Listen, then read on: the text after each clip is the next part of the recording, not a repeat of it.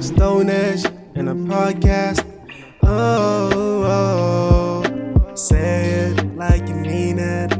Oh, we got Stone Edge in a podcast. What's the thing? There's two frames. Yo, on a serious mode, let's start this. Ladies and gentlemen, welcome to another segment of our Friends of the Podcast on Say It Like You Mean It. And you're sitting here with your boy Stone Edge, Mr. Say It Like You Mean It, and I'm sitting with Mr. Mboshane, Sam, Rayak.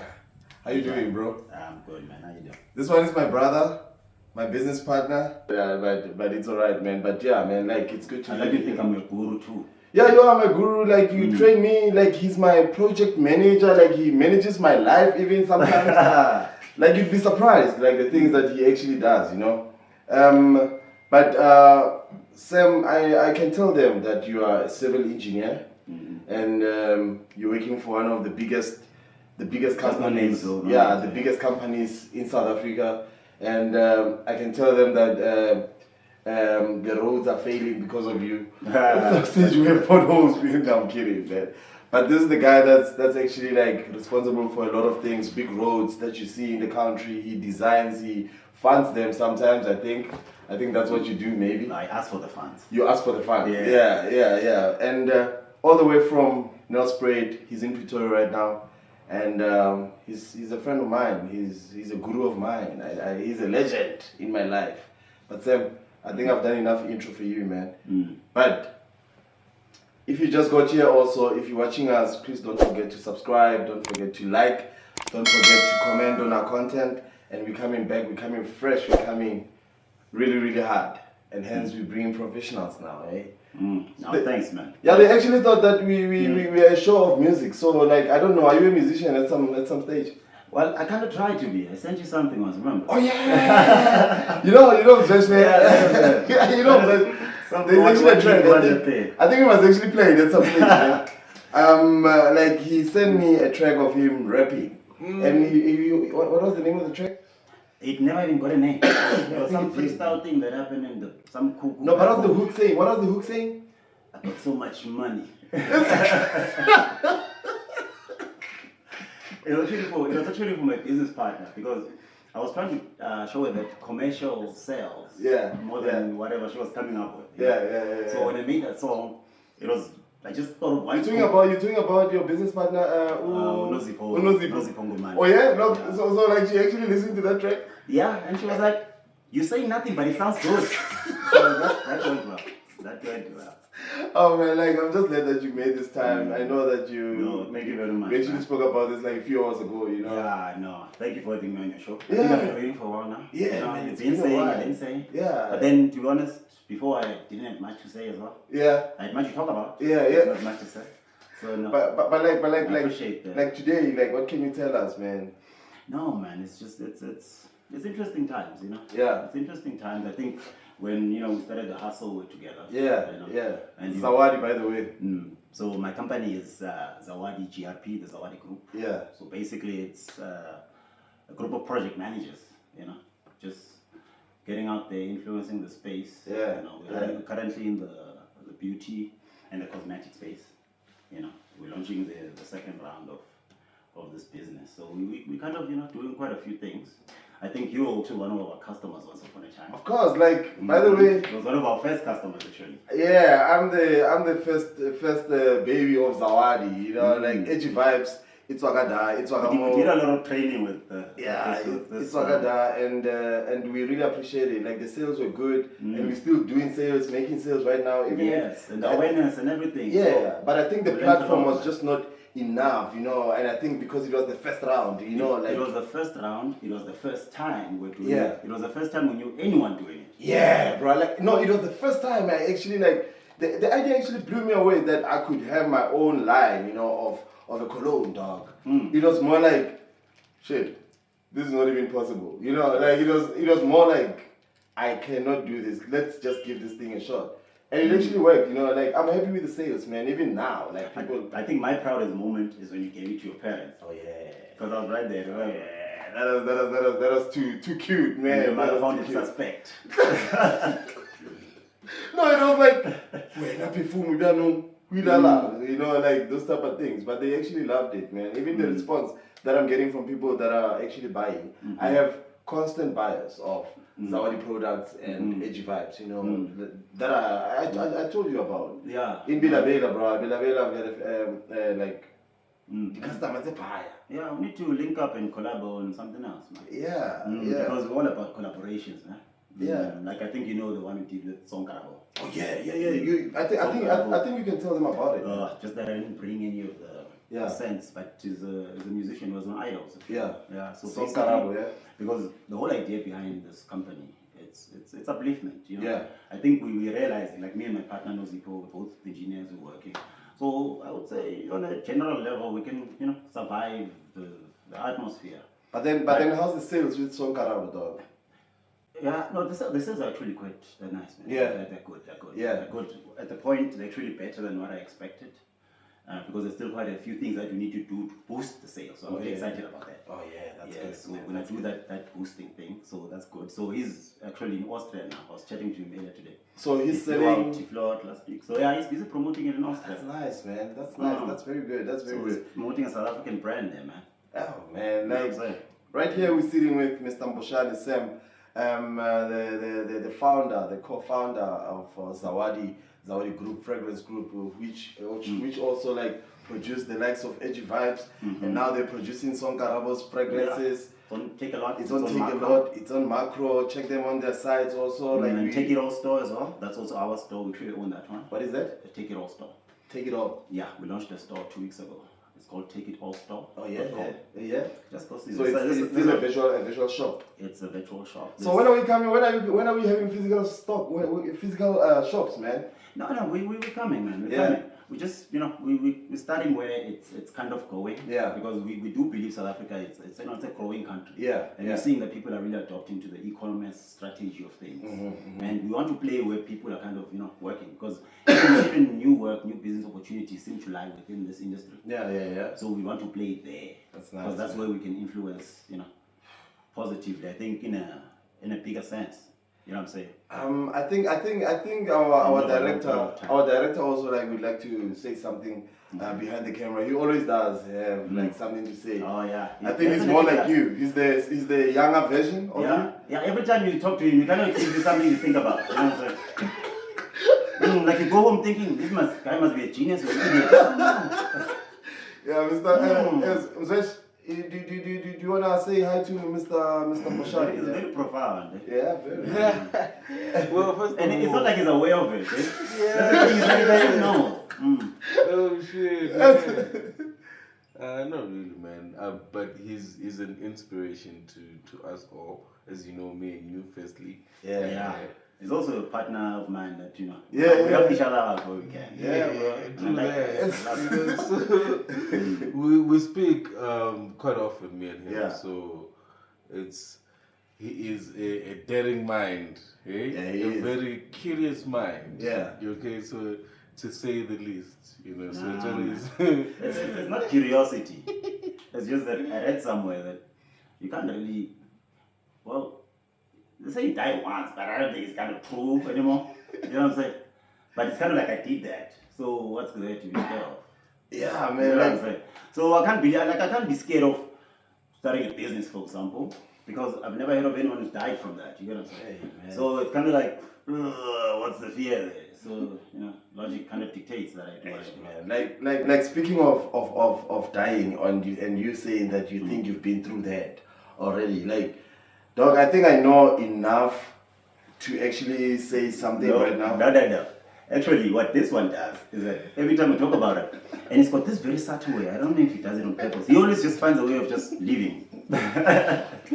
No, the thing is, it's scary how he says it, right? Like it's scary from a point where this person is actually telling you this, and you've actually seen those situations or those moments. You were there when those things were happening, Like, I think Sam is one of the strongest people that I know also that have come out of situations like this, bro. Like, he is still a civil engineer. He almost died a civil engineer. an aspiring alcoholic. Yeah, bro. Like he was an aspiring alcoholic, and he came out, bro. And today he hasn't touched a drop of alcohol for how long now? Nah, it's gonna be 2 years. So. Imagine, dog. Like, take us through there. Maybe somebody can get some help, dog. Like from your situation, you know. Like maybe somebody wants to get out of some addiction. I don't want to call it addiction. I don't know. I don't even know if you were really addicted to alcohol. I would say it was a strong addiction, not even just an addiction. Okay. All right. It was a significant enough addiction to cause a lot of trouble. Yeah. I got nothing against liquid, but I have something against the way that the relationship I had with it. Yeah. It was unhealthy. It was one-sided. It was very selfish, And over time, over a long enough time span, no amount of money can take the social elements that this kind of thing kind of ruins, and also it kills ambition, And the one thing about having ambition is that it's an irritating force. Yeah. But left ignored, it's the devil.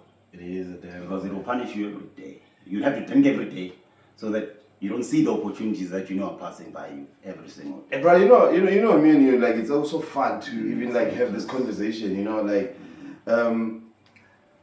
dog, like the amount that you were drinking with them, like with how you even stopped to completely nothing.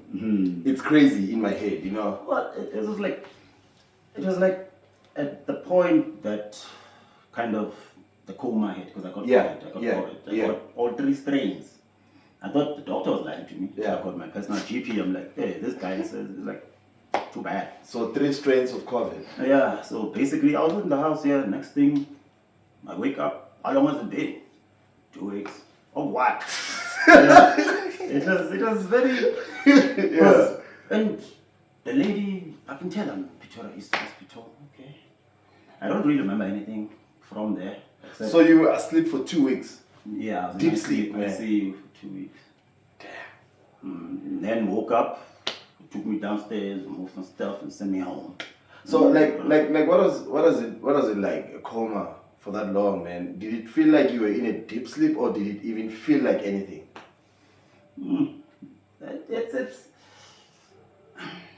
like coming out of it. Everything was just a blur, Yeah. And it's only, let's say, a month into the whole process when I realized that everything was different now. Yeah. Like things were so different. Yeah. Except the fact that some of the memory was kind of gone. Yeah. And so a lot of things I couldn't really remember. Yeah, from like place the them, year yeah. 2021 here and there. But I thought, it would come back. But things like directions, for example. Yeah. Like I would leave here, I'm like, I'm going to Mandy. When I get to the gate, I'm like, I see the road is going left, and that's where you go to Mandy. Yeah. But for me, I don't know where this road leads. You get what I'm saying? But so it was a learning of, like a child, you have to learn a lot of different things. But then now, things started looking very different. Because somehow, I realized later, when you get freedom from your memories for a little bit, it's really amazing. It's amazing. Freedom from thought it's bliss, man. And they did come back, but they're still a very distant friend. Like I made peace with my past, and You have to somehow- let bygones be, man. And I had an experience, because for me, like even now, I still get my age wrong, because yeah. I felt like I was in a coma for like at least 3-4 years. You know what I'm saying? So I'm still trying to adjust. Even now, I find it hard to adjust time. Like I have to double check my age before I say it. Yeah. I'm around 35 or something, because I kind of. You were born 89. Yeah. So you were 34. My mother was still correcting me about a month back. Like, no, that's not your age.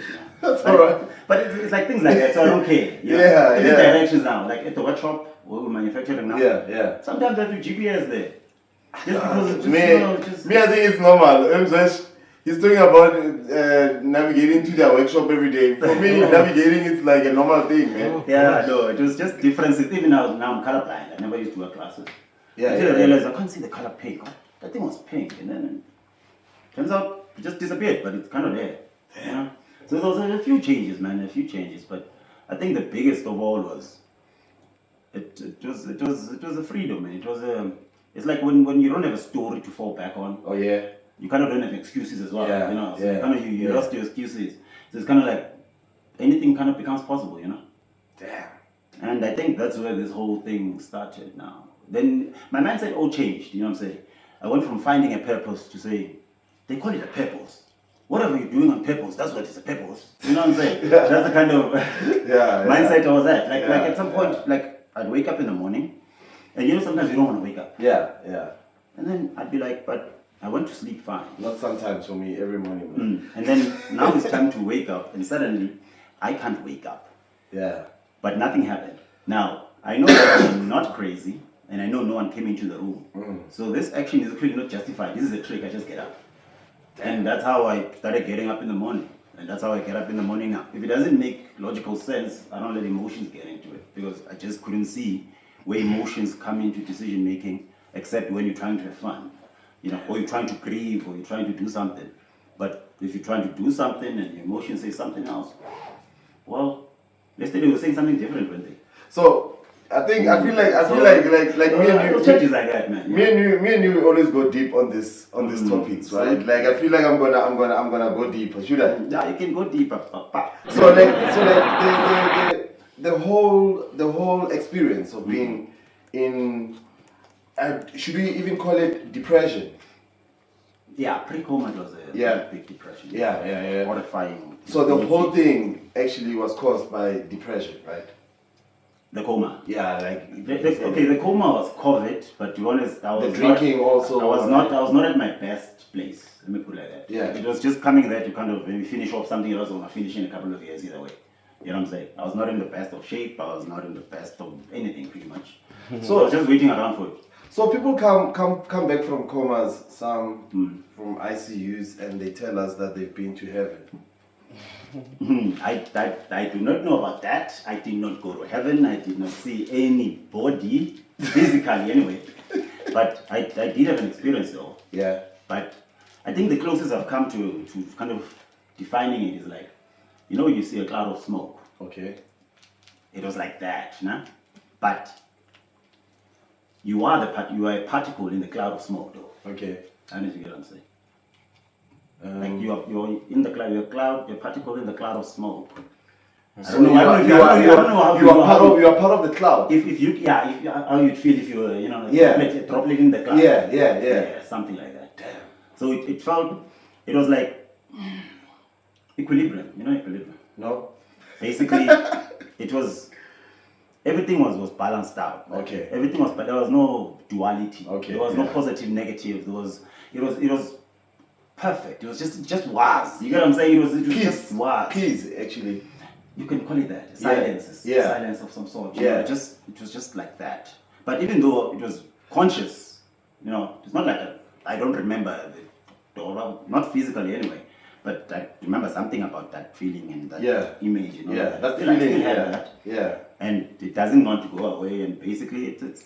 But once you experience that, when I came back, so many things changed because now it's like I started appreciating the duality that we have. Okay. You know what I'm saying? Yeah. Like I started seeing that I don't want to actually be like that forever. You know what I'm saying? Yeah. I like the fact that we've got differences in opinions. We come from different places, with challenges and all of these things. I'm starting to get highs and trips of things that used to depress me before. It's weird. I think the director wants to say something. Yes, sir. Yeah. I just want to ask a question. I want you to highlight on something for other people as well, Yes, sir. Because I'm well aware that you have another degree, right? Oh, yeah. We have a stigma or stereotype as a nation, that depression doesn't exist. So a lot of black people just do not, let me say older generations, or the old-fashioned, because we have the young generation that are old-fashioned. Yeah. They don't really have time to study or understand depression. You understand? So in your own words, let's say in layman's terms, how could you explain to somebody who thinks that, I'm saying this because the stereotype I'm talking about is that how can somebody who has 2 degrees, who's working well, who has this and that going for themselves, have depression? I'm sure somebody is asking themselves that. Like a house with the lake in it. Yes, and then they're gonna in turn think to themselves, okay, so yeah, you know what? Because he's in the position he is, that's why he managed to come back from the coma again. So if you could highlight as well how you managed to come out of that. You know? It's like this, man. I've been labeled a lot, you know, about what I have or don't have, or what I've acquired or otherwise. Yeah. And it's always funny, because I don't know if it's a stereotype or something, but everyone always labels me at the position they find me. You know what I'm saying? If I'm having an argument with maybe my boss there, someone walks in, they assume it must be management, If I'm walking on the street with some girl, there must be a player. It's like I just fit all the roles, So when someone says that, oh, you got 2 degrees, they're like, it's one of those, Yeah. I'm sure you grew up with You a are spoon in his amazing. mouth. Yeah, I'm sure that's why things worked out like this, and that's Yeah. why I could come back like this, and all of these things. So the 2 degrees are... I've got a degree and honors in civil engineering from WITS, and then I've got a master's in engineering and project management from the University of Pretoria. I also hold a CMP, construction management program that's running in Stellenbosch as well. It's too much. Too much! So it's like, so when I tell people about where I came from, it's like most people, when they find out that I lived pretty much most of my young life in a shack, they'll be like, no, you didn't. I'm like, I didn't take a picture of it. You know what I'm saying? But that's where I grew up. My little brother was born in a shack. You met the guy. He does not like that story very much. Because he only found out about it last year. Nobody told him. It's like everybody forgot because they took it down such a long time ago. Yeah. Grew up in Makaya, was staying in a shack. Eventually, things got built. Were times great? No. Now, did I find my way out of that place? Yes, I did. Now, you can say maybe it's because of the privileges that I currently have, but I remember working hard for those things. So Yeah, man. I still have friends back home that are still back home where we left, Yeah. We still talk, we still get along, we're still trying to push some form of hustle. But it was very interesting beginnings, let's put it like that. I think it's the drive, man. Like we have different drives, and also I think for you, I you were was more uncomfortable. passionate. I was uncomfortable with poverty, you know what I'm saying? I was really uncomfortable. Yeah, that is actually the best comeback ever, bro. Like as a you kid, were I really uncomfortable. was, and so everyone thought I was being afforded these opportunities. You know what I'm saying? Yeah. So, like for example, when I did my from standard grade 10 to matric, I went to Hoërskool of Ferreira. That's a good school, bro. Like it's a good school, no wonder you got to grades. You know what I'm saying? Because when you were good school, you had a good opportunity. First of all, my parents couldn't even afford that school. They Yeah. almost kicked me out of matric because my dad couldn't pay. And then second of all, first of all, you have to take the 5 o'clock bus, so you can get there at 6 o'clock. 5 o'clock in the morning. In the morning with the worker, so you stand all the way there, and you have to walk another 2 kilometers to the school, because the school is somewhere at the top for boarding school people and people that stay in town. Yeah. So that's called forcing it. So there's a little group of us that used to, do that walk every day and go and study there. And people are like, yeah, those because you went there. And I always have to explain, but sometimes I just don't. Like when I wrote my matric maths high grade paper, I was the only person from my class, the English class, English Afrikaans. There was like 50 of us. I wrote that paper alone. Everyone moved to standard grade. So I don't know which opportunities were afforded by the school because I really did not see those. You know what I'm saying? So like, did you produce good grades? I got a D in my matric, and then everyone was feeling so sorry for me at home, man. Some guy told me that I can go and upgrade, and some, I was like, it's D for distinction. People really thought things went bad, man. My nigga. They were gossiping behind my back, and I was celebrating. I'm like, I can go anywhere now. They're like A, B, C, D. Oh, Let's give a shout out to our people out there. Shout out to our viewers out there. The people that are always watching the show. I'm sharing this, man, not because I'm trying to brag or anything, but because I'm trying to point to something that I'm a person who believes in the theory of hard work. Like if you do something long enough, eventually something's got to give. Like if you steal long enough, you're going to jail, man.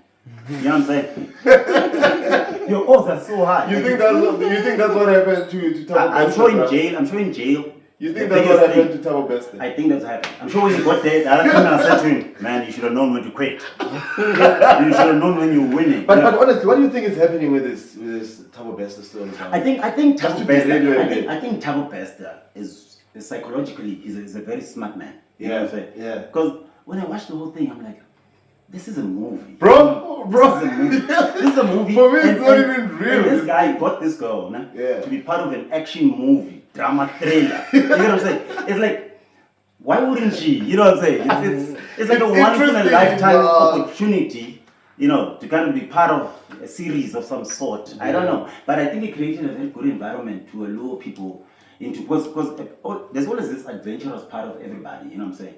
There's part of everybody that wants to do something different, fantasy, fetish. Like for example, a typical one would be how we dress, for example, in occasions. You know what I'm saying? Yeah. You'd find you be dressed like a suit and tie and a thing and what.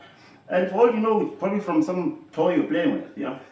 As a kid, sometimes we tend to recreate the things that you know we like as kids. But wait, So something like that, like being part of a crime, you know, being an accomplice. It's exciting, man. But with this guy, we don't stop talking. So let me give a shout out to our people first. Mm-hmm. Yes. Our viewers from home that are watching us every week, thank you very much for coming here.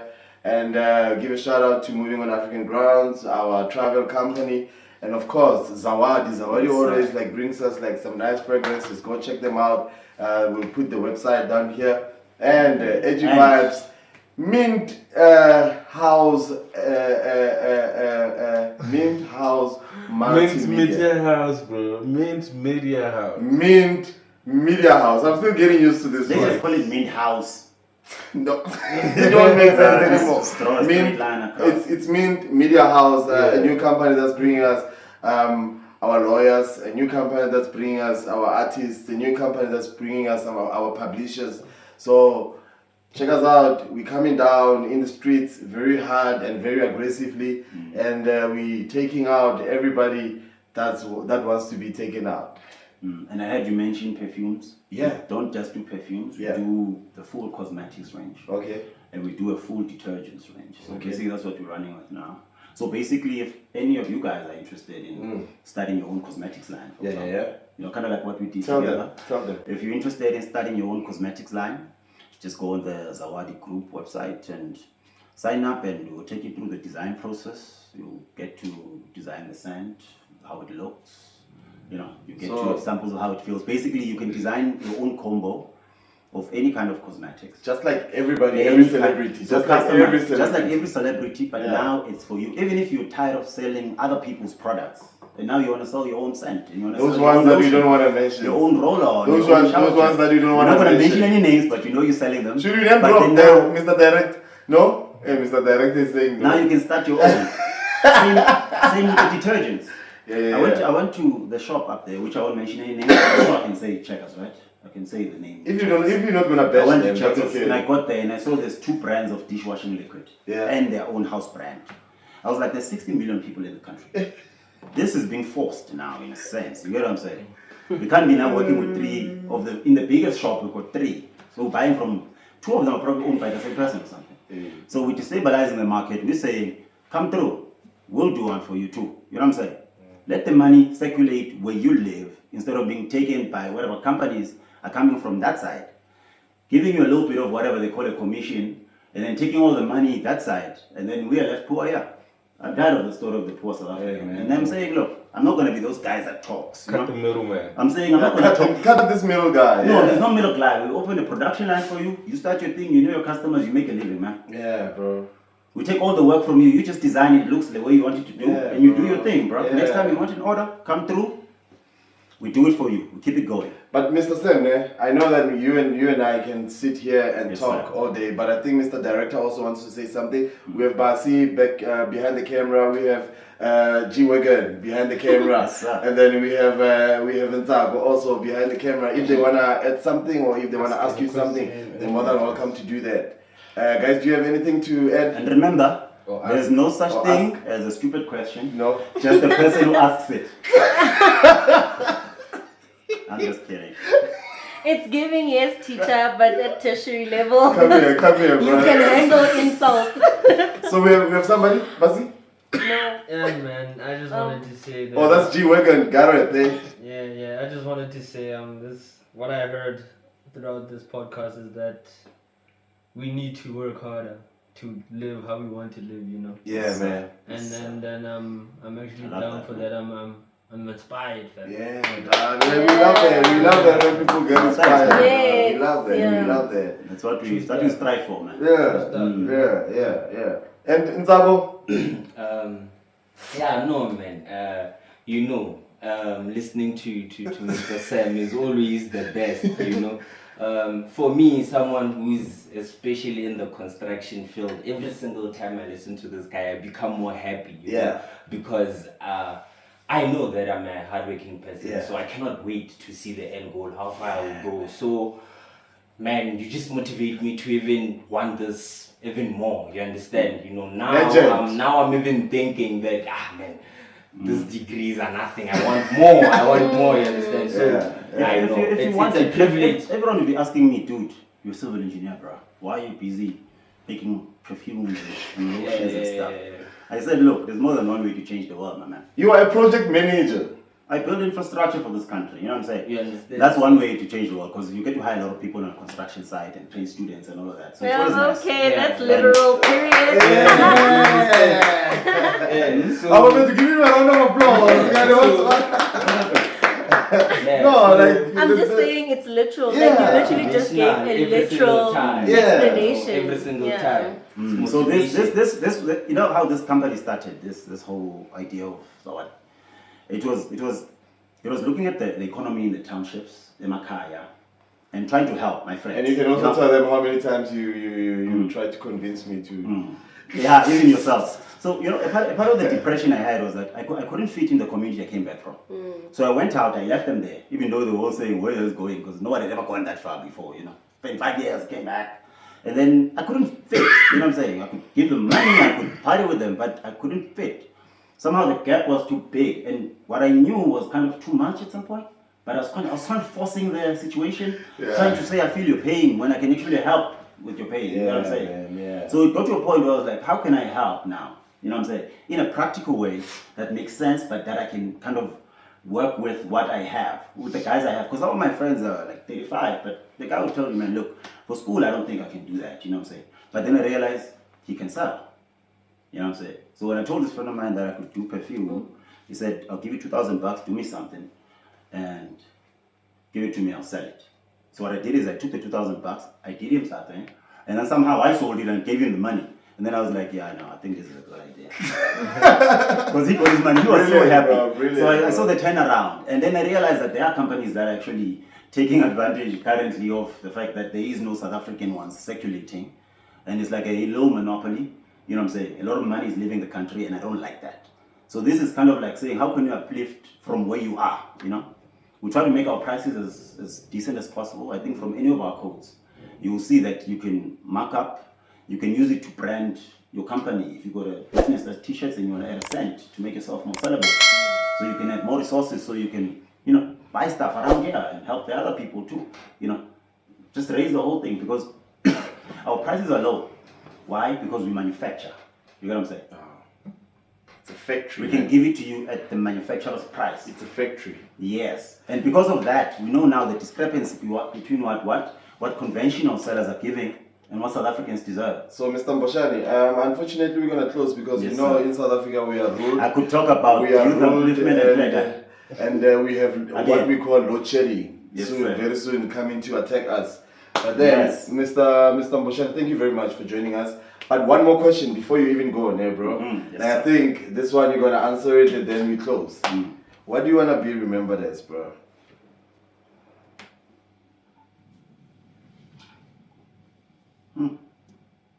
That's a very good question. Yeah. And funny enough, when you ask me that, like there's one word that came to my mind, but I put it aside. So I'm trying to think of something smart, you know, and clever to say. But to be honest, when you said that, I just thought dead. I'm good, man. Look, my grade doesn't go above my grade. I'll take what I have while I'm still alive, bro, and enjoy it while I'm here. Wishes beyond that, I don't know. You can budget on that, but I can see returns happening in the next 2 years. Thank you. I've never had anything like that, you know,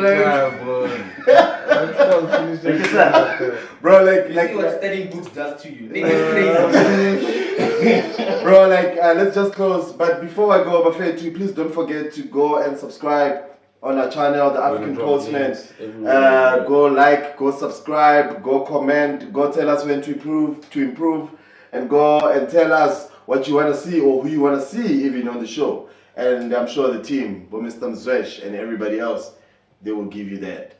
we're still busy. We're still making content for you. There's Lutando coming, who is the co-host. I wish you could have seen her or you could have met her, but I think you're a friend of the show, so you're gonna. Probably, yeah.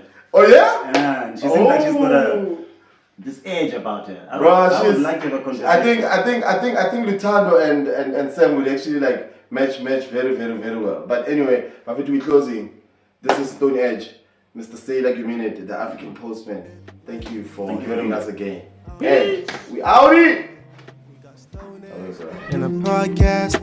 Oh, say it like you mean it. Oh, we got Stone Edge in a podcast. Oh, say it like you mean it. Oh, we got peeps making their own cars. Yeah, I'm saying that no.